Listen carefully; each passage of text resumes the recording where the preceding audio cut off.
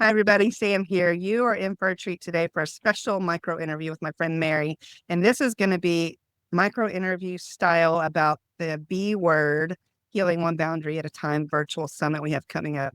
And if you've been around, this is our fourth summit we've done. Each one has gotten better, bigger, different. And I'm really looking forward to this summit. But I wanted to chat with Mary, and I'll let her introduce herself in just a minute. But a lot of the times when we have speakers at these things, they are women that are coaches, business owners, entrepreneurs, that kind of thing. And that I want you to understand, if you have a story to share and you want to share your story, reach out to me, because you don't have to be any of those things to be able to share your message. And Mary is a writer, and she's, I'm not really going to do the other stuff, but we'll see about that. So Mary, just introduce yourself, and then we'll just chat a little bit about the summit. Hey, Sam. I think you're familiar with that Facebook meme. My life summed up in one sentence. It didn't go as planned, and I'm okay with that. Yeah, I am a writer. I'm an author. I've self-published 2 fiction short story collections, getting ready to do a third. They 3 tie in together. And I'm working on a nonfiction book about my healing journey that I've been on for the last, I've lost track, 1995 to that 30, Sam, that's 30 years. Yeah, I was gonna say, I don't do math well, but I can do ones that end in round number, like even, Yeah, like that's 95 to 2025. I can, 30 years. Um, yeah. Yeah. Wow, let's take it- that in for a minute. Think about where you were when you started to where you are now. Just celebrate that for a minute. I do. I have been cleaning stuff off my old files off an old hard drive that I have, off a big hard drive that I have. And part of that involves finding stuff that I'd forgotten forgotten that I had saved to a computer instead of just writing it in a piece of paper. And found the journal entry where I spent New Year's Eve crying in the shower while the water ran cold. And then turned it off and kept crying until it warmed up, and turned the water back on and cried again until it ran cold. And that was 1990, it was New Year's Eve, 1998. And New Year's Day, I started seriously looking for a therapist. And I had one before that hadn't really worked out well. And the one I found after that was perfect. Yeah. And yeah, And night and so day. what I'd like to say, if you're listening, and this is, you might get mad at me. So don't get, not me, Mary, but the people listening, they might get mad. But we get in these relationships and with partners or husbands or boyfriends or whatever, and we end them, and then we're like, oh, that didn't work out. I'm going to try somebody new. But then we get a therapist or a coach or a church or any of these other things, and we're like, that didn't work. I'm not going again. Give a therapist, a coach, a counselor. If you need help, get as much, go until you find the right one, because I want you to give, that process as many chances as you have relationships. How Listen about to that? that woman. Listen to that woman. And here's the best way to look at that. Each one teaches you something about what you do and don't want, what you are and are not looking for. I used to change jobs every year because I worked in IT, and back in the 90s, you could do that. And each time it helped me know, oh, that's not the kind of work that I want to do. That's not the kind of boss that I want to have.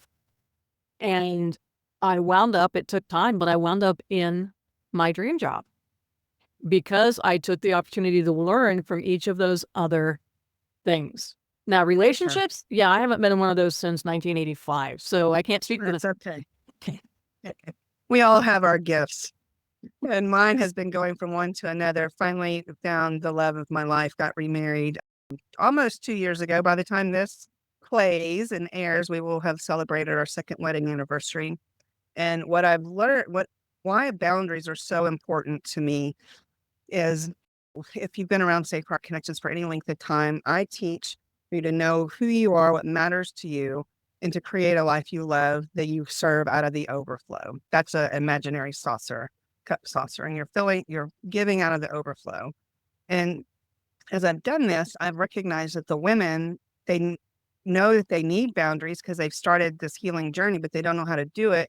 And then they don't know what boundaries to pick or how to choose them. And it's usually because they really haven't done the who are you work.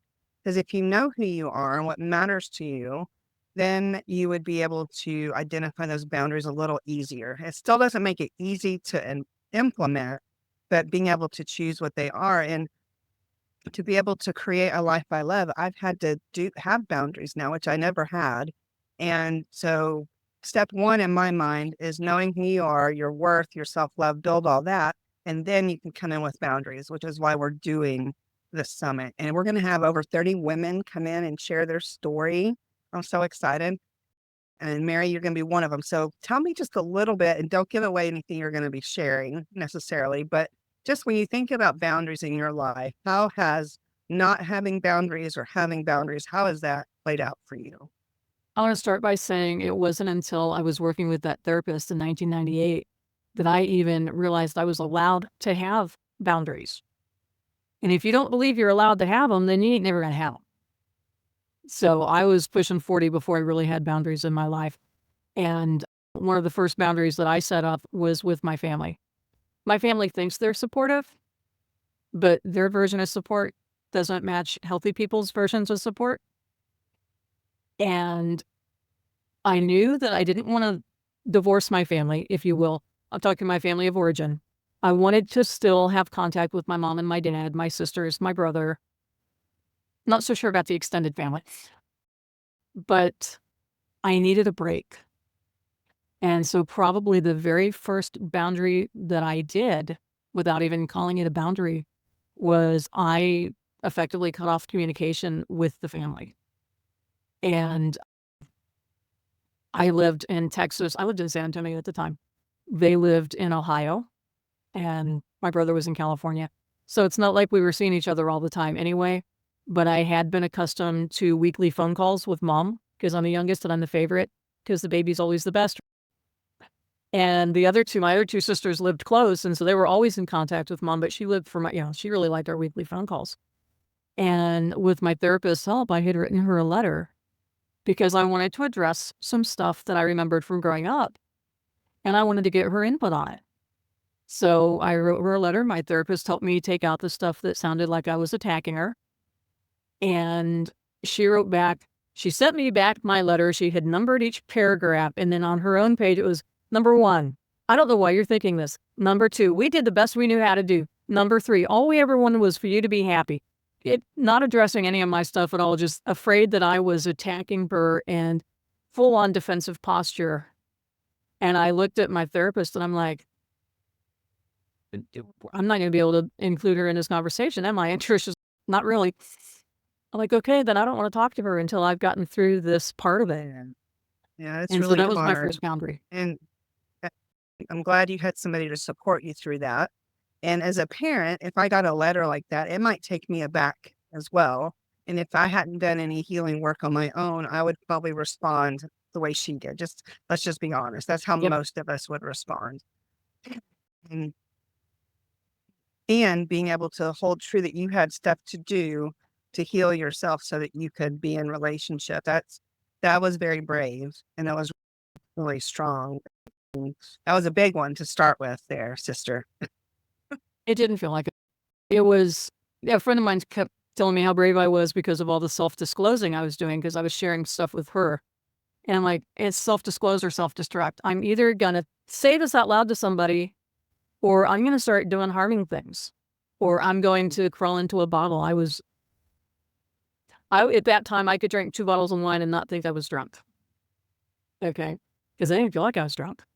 Apparently, I got slurrier the more I drank, and it was like, I can either use the family method and just become an alcoholic, or I can heal and be a person that I like and not turn into the bitter hag that most of the women in my family had become. Yeah. So I don't know the end of the story, but were you able to reconcile with your mom? Yes. Okay. And how did that feel to be able to do that in a healthy way? It was never the same. Okay.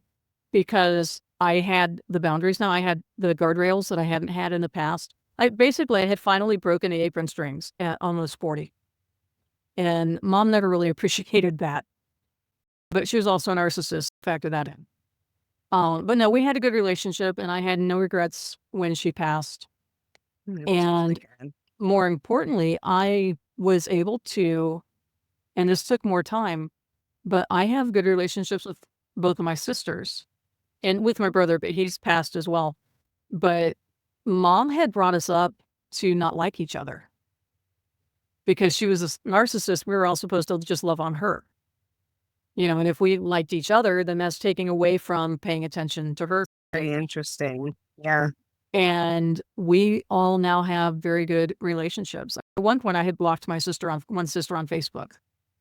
And now it's like she came from Ohio to wherever I live, to Georgia, I almost said Texas, to see me because it was their anniversary, her and her husband. And he said, I'll take you anywhere you want to go. And she said, I want to go see my baby sister. You could have knocked me over with a feather.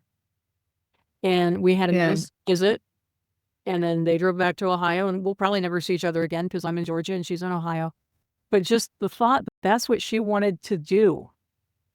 Yeah, that speaks volumes to your healing and what a difference you've made in being able to change who you are. People that say people can't change, I know too many real life stories of people that have changed.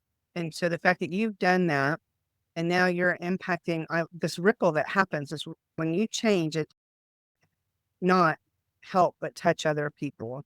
And so every time you go out into the world, Mary, you are impacting the world in a different way than if you would have had you not healed. Well done on your 30 years. There's still work to do. There's always work to do, I believe. I'm really looking forward to you participating in the summit. And I'm really looking forward to hearing all the stories and getting to experience it. You actually attended as a guest the one we did in January. And I don't know if you remember this, at the very end, I had just shared I had just shared my part. We only have one or two speakers left. And I didn't have anybody ask me questions because I'm managing the whole thing. And I'm like, I'm done. And I didn't ask anybody to ask questions. And you unmuted and said, can I just say how good this, like the whole thing, not me, but just the whole thing and coming together and being there live on YouTube where you're there at the same time with everybody else. That's the first time I've done it that way. And it was so much better than anything I'd done before. And It worked really well. And I'm coming at that as a person who was a software trainer for 30 years. And I have taught online over Zoom, over other older platforms. I know what goes into making all that stuff work. And I know what it looks like when it's working and what it looks like when the people in charge are all concerned with themselves and not concerned with the attendees. And y'all were just totally in touch with the attendees, and it was wonderful. thank you. Yeah, thank you. I had Laura on my team helping, and she did great. And Dr. Lynn helped one night. And so, yeah, it was a team effort for sure. And so I'm just excited to see you go from just getting connected to the community to now where you come in and you receive, but you're also able to give back, which is a big part of what we do. So thank you so much. You have any closing thoughts before we wrap up?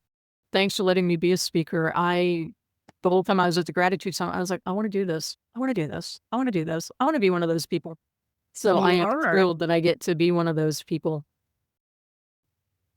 You're one of those people. One of those people, yeah. No, I am just absolutely, we all have lessons that we have learned. We all have things that we have gone through, and we don't give enough, whatever word I'm looking for, credence, importance to them. And this is not my original idea. I read it in a book. But we think, oh, that's just, everybody goes through that and it's not a big deal. And no, everybody does not go through it. And everybody does not go through it the way that you go through it, or the way that my healing journey is different from your healing journey.